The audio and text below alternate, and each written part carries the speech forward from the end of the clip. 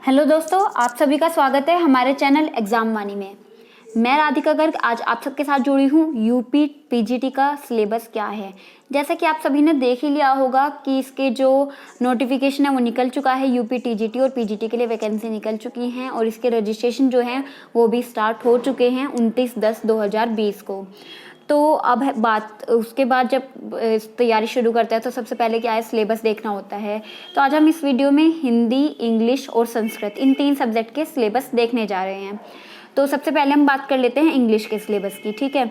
तो इसमें जो है 2 सेक्शन आते हैं। पहला सेक्शन होगा लैंग्वेज का, ठीक है। इसके अंदर होंगे unseen passage, comprehension for comprehension, और सेकंड होगा usage, tense, spelling, punctuation, narration, vocabulary and idioms and phrases होगा। तो ये तो हो जाएगा सेक्शन फर्स्ट। फिर आती है बात सेक्शन सेकंड की, जो कि लिटरेचर से आता है। इसके अंदर होगा form of literature and figures of speech, ठीक है।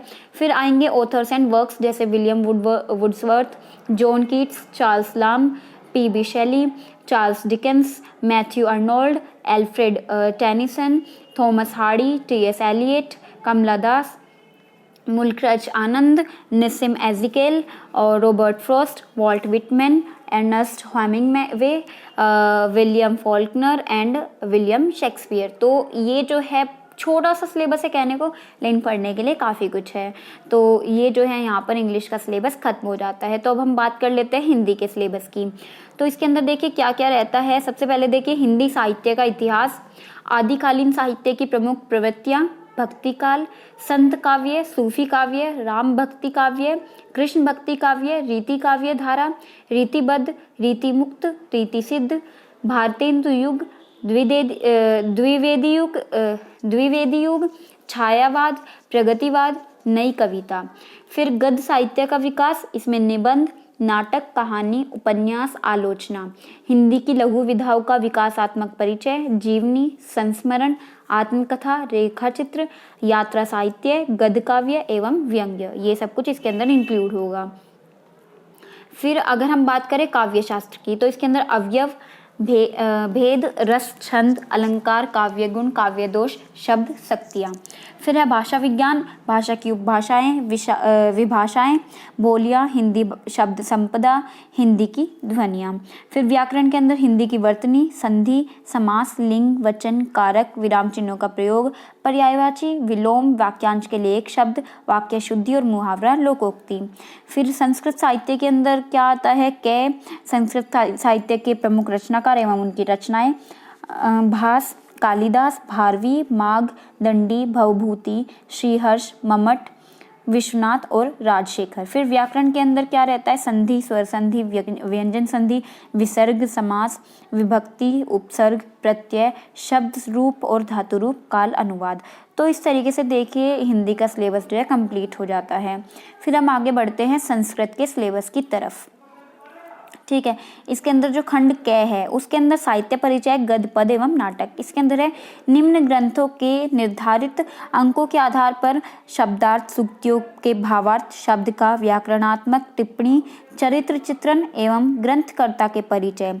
कादम्बरी है इसके अंदर, कथा, मुखम, नलचंपू, प्रथम उच्छ्वास, शिशुपाल बधम, प्रथम सर्ग, अभिज्ञान, शकुंतलम एवं मृच्छ कटिकम, गद्य काव्य, खंड काव्य, महाकाव्य एवं नाट्य काव्य के उद्भव और विकास का सामान्य परिचय। फिर इसके बाद हम आ जाते हैं खंड ख की ओर। खंड ख के अंदर क्या है, इस खंड में श्रीमद् भागवत गीता, तर्क भाषा, साख्य कारिका तथा वेदांत सार के अनुसार प्रमुख दार्शनिक सिद्धांतों का सामान्य परिचय होगा, ठीक है। फिर इसके अंदर आ जाता है खंड ग।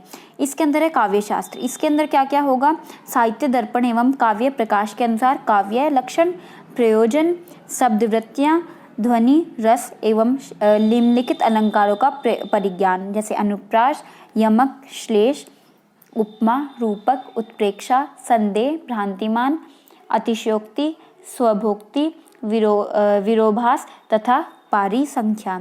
फिर नेक्स्ट आ जाता है खंड घ। इसके अंदर है भाषा विज्ञान एवं व्याकरण। इसके अंदर आएगा भाषा का उद्भव एवं विकास, ध्वनि परिवर्तन तथा अर्थ परिवर्तन, सभी गुणों की प्रतिनिधि धातुओं का 10 लकारों के रूप, लघु सिद्धांत कौमुदी के आधार पर सभी कारकों, विभक्तियों तथा समास का प्रक्रियात्मक ज्ञान, निम्नलिखित प्रत्ययों का प्रयोगात्मक ज्ञान, कृत, त्वत्यय, अनियर, यत, धंश, त्रच, कत्वतु, कत्वा, ल्यू, शत, शानच, तुमुन, तद्धित, अक, कतुप, मतुप, ढक, ढकी, फक, खे, यत एवं छह। स्त्री प्रत्यय टाप, ड्रप्र, डीप, डीन। विशेष उक्त प्रत्यय लघु सिद्धांत कौमुदी के आधार पर प्रेषितव्य है। फिर नेक्स्ट आ जाता है इसमें खंड डे, रचना एवं परिभाषिक पद। इसके अंदर आएगा संस्कृत सुभाषित एवं सूक्तियों का परिज्ञान, अशुद्धि परिमार्जन और वाक्य परिवर्तन, नाटक में प्रयुक्त परिभाषिक शब्दों का ज्ञान। तो इस तरीके से देखिए जो संस्कृत है उसका भी सिलेबस कंप्लीट हो जाता है। तो आई होप आपको पूरा समझ आया होगा कि हिंदी, इंग्लिश और संस्कृत का सिलेबस क्या रहने वाला है।